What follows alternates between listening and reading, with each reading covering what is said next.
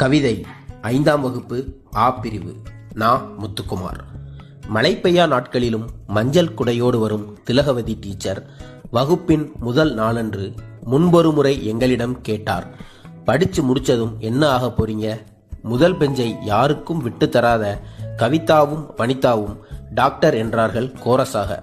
இன்று கல்யாணம் முடிந்து குழந்தைகள் பெற்று ரேஷன் கடை வரிசையில் கவிதாவையும் கூந்தலில் செருகிய சீப்புடன் குழந்தைகளை பள்ளிக்கு அனுப்பும் வனிதாவையும் எப்போதாவது பார்க்க நேர்கிறது.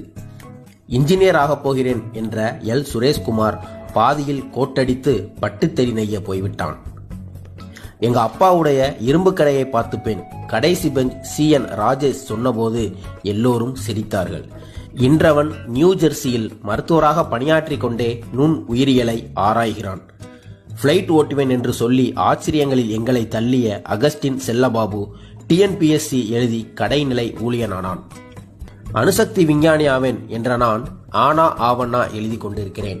வாழ்க்கையின் காற்று எல்லோரையும் திசை மாற்றி போட வாத்தியாராவேன் என்று சொன்ன குண்டு சுரேஷ் மட்டும் நாங்கள் படித்த அதே பள்ளியில் ஆசிரியராக பணியாற்றுகிறான்.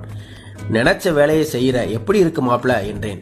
சாக்பீஸ் துகள் படிந்த விரல்களால் என் கையை பிடித்து, படிச்சு முடிச்சதும் என்ன ஆக போறீங்கன்னு என் மாணவர்களிடம் நான் கேட்பதே இல்லை என்றான்.